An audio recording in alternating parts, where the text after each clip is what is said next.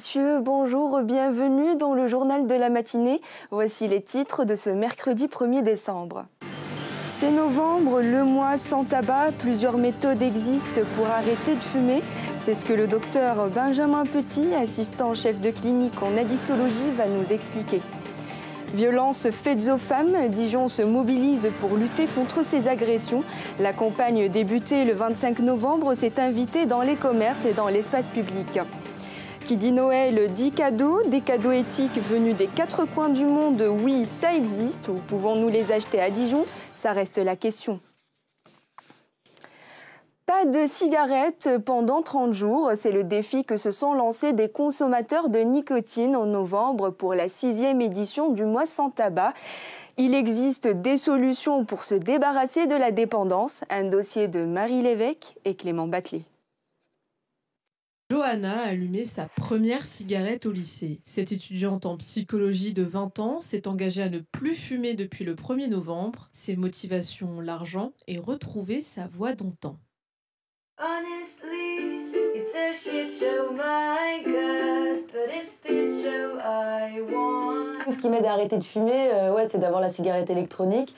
L'année dernière, j'avais déjà essayé de m'aider de la cigarette électronique, mais en fait, elle buguait tout le temps. Du coup, j'ai vite laissé tomber. Comme c'est parti, je pense que j'en suis capable toute seule, donc je vois pas trop l'utilité d'aller voir quelqu'un pour ça. Pourtant, les professionnels de santé se mobilisent. Au CHU de Dijon, un stand d'information se tient durant tout le mois de novembre. Documentation, mesure du taux de monoxyde de carbone, autant d'initiatives pour sensibiliser les fumeurs. Jean-Michel Boyer, infirmier en addictologie, anime même des ateliers méditation. Beaucoup de personnes qui consomment des produits psychoactifs, en particulier le tabac, sont sujets à des phénomènes de stress, à des phénomènes d'anxiété. Et la méditation est un outil, parmi d'autres bien sûr, pour essayer de s'extraire de cet envahissement que peut être le stress. Un marché s'est bâti autour de l'arrêt du tabac. Un cabinet spécialisé s'est installé à Dijon en 2020. Chaque mois, une centaine de clients sont pris en charge par l'équipe de naturopathes. Elle annonce un sevrage immédiat. En tout cas, c'est ce qu'elle promet. Une méthode qui a un coût, 190 €.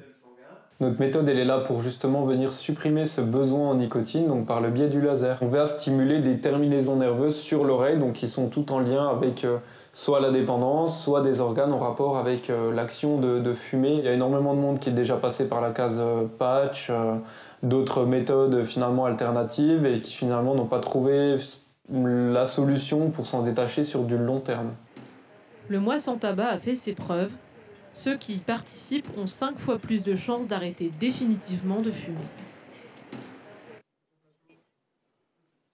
Avec nous aujourd'hui, docteur Benjamin Petit, assistant chef de clinique au service d'addictologie au CHU de Dijon. Docteur, bonjour et bienvenue. Bonjour, merci. Alors, comme on vient de voir dans ce dossier, il existe différents moyens pour arrêter de fumer. Quelle est selon vous la méthode la plus efficace ? Le plus efficace, c'est tout d'abord d'en parler, de se tourner éventuellement vers quelqu'un, vers un soignant ou une soignante. On sait qu'être accompagné multiplie par 2 les chances de réussite quand on se lance dans un arrêt du tabac. Et puis, il ne faut pas hésiter à utiliser les techniques médicamenteuses. En l'occurrence, les plus utilisées sont les substituts nicotiniques, donc les patchs, et puis tout ce qui est gomme, pastilles, spray, ce genre de choses. D'accord. Et là, le CHU, il propose des stands pour aider les gens dans leur mois sans tabac. Est-ce que je peux avoir un chiffre sur le nombre des personnes qui ont bénéficié de l'offre du CHU cette année?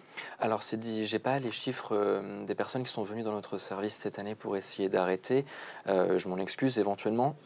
J'ai des éléments vis-à-vis du mois sans tabac. Je sais que 113 000 personnes se sont inscrites pour essayer d'arrêter le tabac cette année pendant ce mois et qu'il y en a à peu près 2 fois plus qui essayent en tout. Donc ça nous donne un ordre d'idée. D'accord. Et vous avez une idée sur le nombre global? Ce sont plutôt des femmes, des hommes, la tranche d'âge, pardon? J'ai pas d'éléments. Je sais que c'est assez général. Ça a touché, le but est de toucher le plus de monde possible. Donc on est globalement général, à peu près autant de... D'accord. Et quels sont les bénéfices sur la santé pour les participants du mois sans tabac? Les bénéfices assez rapides vont être le retour du souffle qui revient en général assez vite pour différentes raisons.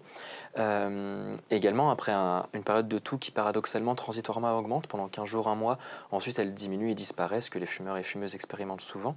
Le goût et l'odorat reviennent en général assez rapidement et puis ensuite au bout de quelques années, le risque de pathologie pulmonaire et cardiaque revient également à un risque normal.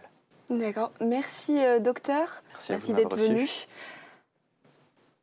Et les violences faites aux femmes, le 25 novembre est la journée internationale de lutte contre ces violences. Plusieurs dispositifs ont été mis en place à Dijon pour lutter contre ces agressions. Un reportage de Quentin Scavardo et Julien Parizeau. Et si une baguette pouvait sauver des vies ? Depuis le 24 novembre, la ville de Dijon fait des boulangeries un lieu stratégique pour sensibiliser aux violences faites aux femmes. Sur les sacs à pain se trouve désormais un violentomètre, un outil en 3 parties pour mesurer le degré de violence au sein d'un couple. La zone orange, c'est attention, vigilance. Il y a des choses auxquelles tu dois dire stop, ça suffit. Puis ensuite, on passe dans une zone rouge où là, il n'est plus question de dialogue avec la personne. C'est protège-toi et demande de l'aide. Alors, on a quoi ? Il te touche les parties intimes sans ton consentement. Il t'oblige à des relations sexuelles et à la fin, il te menace avec une arme. On est dans le domaine des violences conjugales et on dit à cette jeune femme que cette relation-là, elle doit cesser et elle doit se faire aider. Une aide qui est notamment proposée à Dijon par l'association Solidarité Femmes 21. Tous les ans, plus de 600 femmes de la région sont écoutées et accompagnées pour sortir de ces violences. La majorité des femmes victimes de violences ne le disent jamais. Parce qu'elles ont honte, parce qu'elles ont peur, parce qu'elles n'ont pas l'énergie pour sortir de ça, parce qu'il y a de la pression de partout, parce qu'elles ne peuvent pas. On se rend compte qu'effectivement, c'est plus de 150 féminicides par an. C'est l'équivalent d'un Bataclan par an, quoi.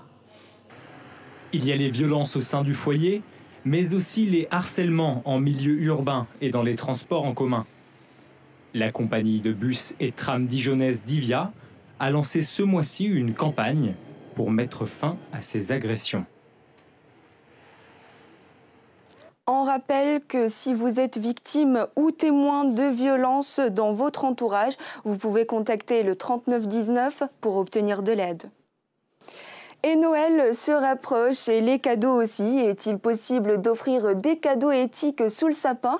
Mais surtout, où pouvons-nous les acheter à Dijon? Réponse en images avec Agatha Gloria Ndjanji et Faustin Salmin.